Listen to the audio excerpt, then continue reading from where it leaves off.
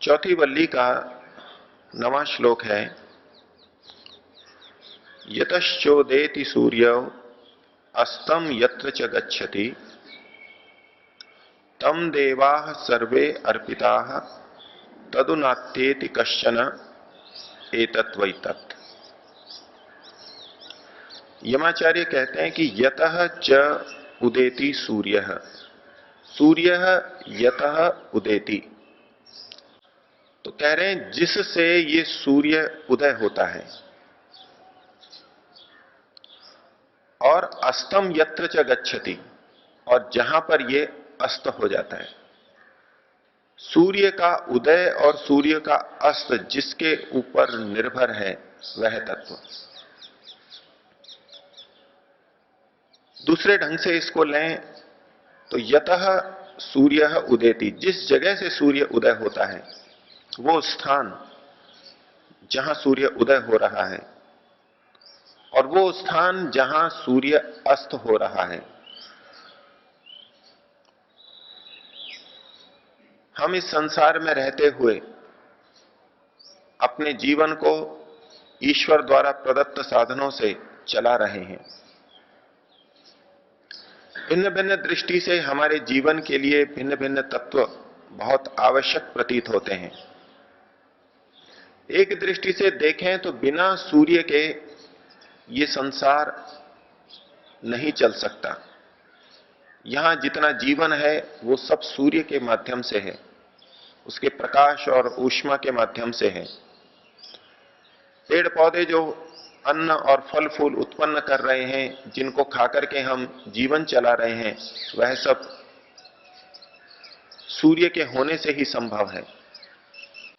जिस सूर्य का चलना परमात्मा के ऊपर निर्भर है, वो तत्व जो इसको भली प्रकार से चला रहा है उसकी तरफ संकेत कर रहे हैं।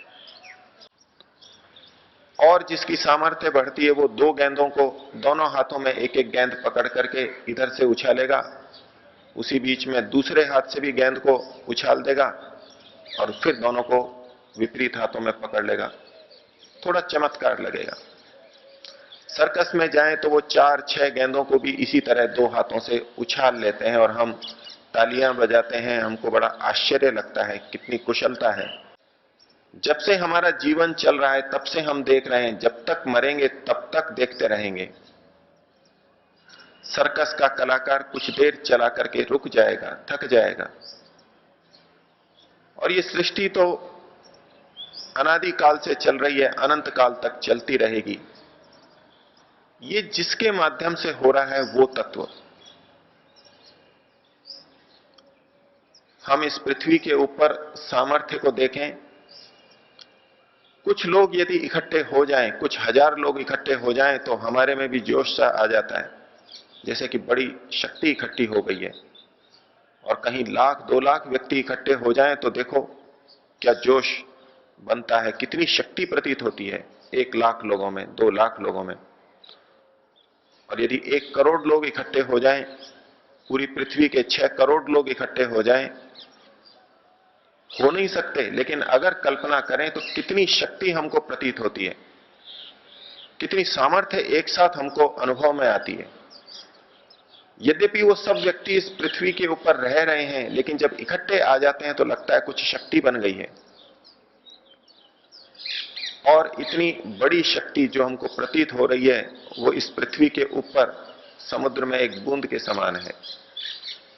इतने अरबों मनुष्य, इतनी बड़ी शक्ति भी हम जिससे चमत्कृत हो रहे हैं वो इस पृथ्वी के सामने कुछ भी नहीं है। और ये पृथ्वी सूर्य के सामने कुछ नहीं है।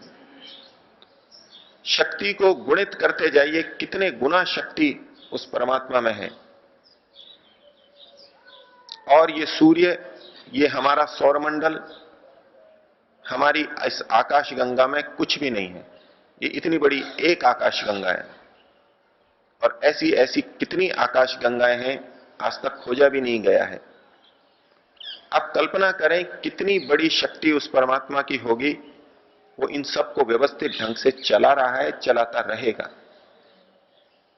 तो यमाचार्य तो सूर्य को केंद्रित करके कह रहे हैं, क्योंकि सूर्य हमारे अति निकट है और हमारे प्रतिदिन का प्रत्यक्ष है उससे, कि यतश्च उदेति सूर्य है, जिससे ये सूर्य उदय होता है, और यत्र च अस्तम गच्छति, और जहां ये अस्त होता है। सूर्य का उदय होना और अस्त होना जिसके अंदर निर्भर है। और आगे कहा तम देवाः सर्वे अर्पिताः, और वही वो तत्व है जिसके प्रति सारे देव अर्पित हैं। सब देवों ने अपने को उसी के अर्पित कर रखा है, उसी में लीन कर रखा है। देव वो होते हैं जो ऐश्वर्य युक्त होते हैं, सामर्थ्य युक्त होते हैं। मनुष्यों में भी जो अधिक शक्तिशाली होता है वो हमारे लिए कुछ देव तुल्य होता है। जो अधिक परोपकारी होता है वो देव तुल्य होता है। जो हमसे बड़े माता पिता हैं वो देव तुल्य होते हैं। जो विद्वान होता है वो हमारे लिए देव तुल्य होता है। तो जितने चेतन देवता हैं और जितने जड़ देवता हैं, वायु भी एक देवता है, उसकी अनंत शक्ति है। जल भी एक देवता है, उसकी अनंत शक्ति है। अग्नि एक देवता है, उसकी अनंत शक्ति है। तो जितने जड़ और चेतन देवता हैं इस सृष्टि के अंदर, वो सब जिसके प्रति अर्पित हैं, जिसके प्रति समर्पित हैं। हम मन के अंदर ये सोचें कि सब व्यक्ति अपनी अपनी इच्छा से, स्वतंत्रता से कार्य कर रहे हैं, प्रकृति अपनी स्वतंत्रता से कार्य कर रही है। लेकिन यमाचार्य कह रहे हैं ये सारे जिसको अर्पित हैं, ये सारे जिसके अनुसार चल रहे हैं। हम सब इन एक एक की शक्ति के आगे नतमस्तक होते हैं। जिस समय वायु का प्रचंड वेग आता है तो हम सब उसके सामने नतमस्तक होते हैं। सिवाय सहन करने के हमारे पास अधिक कुछ नहीं होता। बड़े बड़े तूफान आ जाते हैं, हमारे यंत्र सारे धरे के धरे रह जाते हैं। समुद्री तूफान आता है, पानी आ जाता है, बाढ़ आ जाती है, हम सब वहीं के वहीं धरे रह जाते हैं। हमको पता लगता है हमारी कितनी शक्ति है, हम सब मिलकर के भी उसका कितना सामना कर पाते हैं। इतनी वैज्ञानिक खोजों के बाद भी हम कितना सामर्थ्य रखते हैं। ये देवलोग हैं, ये जड़ देवता और चेतन देवता, उन सबके सामने हमारी कितनी छोटी सी सामर्थ्य है। लेकिन ये सारे देवता भी जिसके प्रति अर्पित हैं। परमात्मा की महानता को बताने के लिए यमाचार्य ये सब कह रहे हैं। और इन सब तत्वों का हमारी साधना के अंदर, मुक्ति प्राप्ति के अंदर बड़ा महत्व का स्थान होता है। तो तम देवाः सर्वे अर्पिता, उसी तत्व के प्रति सारे देव अर्पित हैं। और ये सब कह करके एक और तथ्य बताया, निश्चय से कोई भी उसका अतिक्रमण नहीं कर सकता, चाहे मनुष्य हो और चाहे जड़ पदार्थ हो, प्रकृति के पदार्थ हो। कितने भी शक्तिशाली हो, वो परमात्मा का अतिक्रमण, परमात्मा के नियमों का उल्लंघन कभी नहीं कर सकते। विज्ञान के द्वारा नई नई खोजें हमारे सामने आती रहती हैं। उन खोजों को देख करके हम चमत्कृत होते रहते हैं। और नई नई खोज के आने पर यह लगता है हमारे को अपने विश्वास के ऊपर, अपनी मान्यता के ऊपर जैसे चोट लगती दिखती है। जिस बात को हम ईश्वर के अधीन समझते थे, लगता है जैसे वैज्ञानिकों ने, मनुष्य ने अपने अधीन कर लिया है, जैसे परमात्मा को ही अपने अधीन कर लिया है।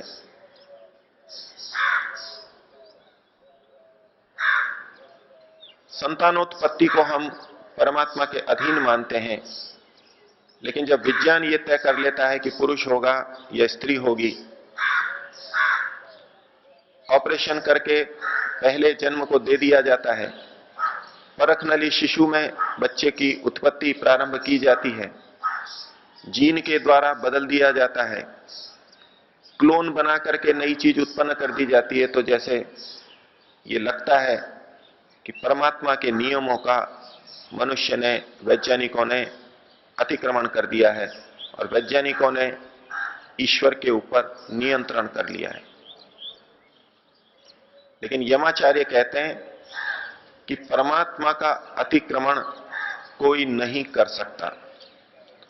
तदुना अत्येति कश्चन, हमको ऐसा लग रहा है कि जैसे अतिक्रमण कर दिया हो। क्लोन आदि की ऊंची बातों को हम छोड़ें, छोटी बात भी लें, जिस समय पंखे नहीं हो, पंखी भी नहीं हो, उस समय हम ये सोच सकते हैं कि परमात्मा ही इस वायु को चला रहा है। और जब परमात्मा चलाता है, उसकी व्यवस्था से चलती है, तभी हमको हवा लगेगी। यदि हम गर्मी से पीड़ित हैं और परमात्मा हवा को नहीं चला रहा है, तो हमारे पास कोई उपाय नहीं है, हम गर्मी में परेशान रहेंगे। ऐसे में कोई गत्ते को या पंखी को लेकर के हाथ से चला दे और हवा कर ले, और कोई नादान कहे कि देखो ईश्वर को वश में कर लिया, क्योंकि हवा चलाना ईश्वर के अधीन था। हमने पंखी को चला करके ईश्वर को अधीन कर लिया, हमने पंखे को बना करके ईश्वर को अधीन कर लिया, वायु को नियंत्रण में कर लिया। रावण के लिए कहा जाता है कि उसके यहां उसने वायु देवता को, अग्नि देवता को अपने यहां पर बंदी बना लिया था, जल देवता को अपने यहां बंदी बना करके रखा था। अब वो पौराणिक कथाओं की दृष्टि से अलग अलग मान्यता ली जा सकती है, लेकिन क्या तात्पर्य, कब हमको कितनी वायु चाहिए, इसका नियंत्रण यंत्रों के माध्यम से रावण ने अपने यहां कर रखा था, तो वायु देवता उसके नियंत्रण में हो गया। कब हमको कितना जल चाहिए, ये नियंत्रण उसने कर रखा था, जल देवता उसके नियंत्रण में हो गया। आज हम भी कभी भी पंखा चला करके, धीमे चला करके, तेज चला करके अपनी अनुकूलता से वायु की गति कर सकते हैं, प्राप्त करते हैं। जल को जब चाहते हैं तब हम नल चला करके खोल लेते हैं, हमको उसमें कोई चमत्कार नहीं लगता। जब जाते हैं, हमने टंकी बना रखी है, जब खोलते हैं तब पानी निकल के आ जाता है। तो यदि हम माने सब कुछ परमात्मा के कारण ही है, तो इन छोटी छोटी चीजों में भी लगेगा जैसे हमने परमात्मा को वश में कर लिया। लेकिन परमात्मा के नियमों का अतिक्रमण कोई नहीं कर सकता। ये जो चीजें हमको नियंत्रण होती हुई दिखाई दे रही हैं, ये ईश्वर की व्यवस्था के अनुरूप है। ईश्वर ने हमको उपदेश दिया है, ईश्वर ने हमें बुद्धि दी है। आप जल का नियंत्रण कीजिए, वायु को नियंत्रित कीजिए, अग्नि को नियंत्रित कीजिए, वायुयान चलाइए, जलयान चलाइए, अग्नियान चलाइए। वेद भाष्य में, वेद के मंत्रों में पदे पदे ये आता रहता है, मंत्र मंत्र में बार बार आता रहता है। ईश्वर ने ये व्यवस्थाएं दी हैं, विद्युत का उपयोग करने की व्यवस्था दी है। ये अलग बात है कि ईश्वरीय नियमों से और प्रकृति के नियमों से जो खोजें की गई, उसका उपयोग हम संसार के हित के लिए भी कर सकते हैं और अहित के लिए भी कर सकते हैं। ये भी ईश्वरीय व्यवस्था से हमको कर्म करने की स्वतंत्रता प्रदान की गई है, उसका भी हम अतिक्रमण नहीं कर सकते। तदुना अत्येति कश्चन, परमात्मा का अतिक्रमण कोई भी नहीं कर सकता। हम सोच सकते हैं कर्म करने में तो हमारी स्वतंत्रता है, हम चाहे तो सच बोलें, चाहे तो झूठ बोलें, हम चाहे तो पृथ्वी में गड्ढा करें, हम चाहे तो पृथ्वी पर ढेर लगा दें, हम स्वतंत्र हैं, हम कुछ भी कर सकते हैं। लेकिन यहां भी हमको ध्यान रखना होगा, परमात्मा ने जितनी हमको सीमा दी है, उसी सीमा के अंदर हम अपनी उछल कूद कर सकते हैं, उससे अतिरिक्त नहीं जा सकते। इस श्लोक में जो सूर्य का उदाहरण दिया, हम कर्म करने में स्वतंत्र हैं। हम पृथ्वी पे बहुत सा बिगाड़ भी कर देते हैं, अच्छा भी कर देते हैं। हम सूर्य के लिए क्या कर सकते हैं, सूर्य में हम क्या परिवर्तन ला सकते हैं? हम सूर्य तक पहुंच भी नहीं सकते, पहुंचने से पूर्व हम भस्मीसात हो जाएंगे, हमारा यान भस्मीभूत हो जाएगा। हम कुछ भी नहीं कर सकते। हम कर्म करने में स्वतंत्र है, इसका यह अर्थ नहीं कि हम कितना भी कुछ भी कर सकते हैं। हर जगह उसकी सीमा है, और ये सीमाएं किसने निर्धारित की हैं? हम उछल सकते हैं, लेकिन कितने उछल सकते हैं? अधिक से अधिक जितनी सामर्थ्य हो सकती है उतने उछल सकते हैं, उससे ज्यादा नहीं उछल सकते। उछलने की स्वतंत्रता होते हुए भी हम पूरे नहीं उछल सकते, मन चाहे नहीं उछल सकते। हर जगह परमात्मा की सीमा, परमात्मा के नियम काम कर रहे हैं।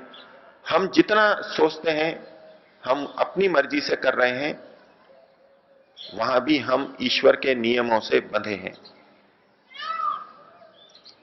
हम इस संसार में बहुत वर्ष जीना चाहते हैं, लेकिन आयु की सीमा है, हम उससे आगे नहीं जी सकते। हम सदैव युवा रहना चाहते हैं, लेकिन एक सीमा है, उसके आगे हम युवा नहीं रह सकते। परमात्मा के नियमों का कोई भी अतिक्रमण नहीं कर सकता। यमाचार्य ये सारी बातें क्यों कह रहे हैं? जहां से सूर्य उदय होता है और जहां अस्त होता है वही वो तत्व है।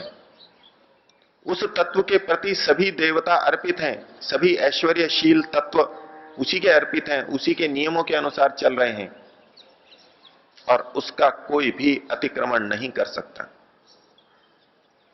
परमात्मा को इस रूप में समझाया गया, एतत् वैतत्, यही वह तत्व है। क्यों ये परस्वरूप परमात्मा का यमाचार्य हमको बता रहे हैं, नचिकेता को बता रहे हैं?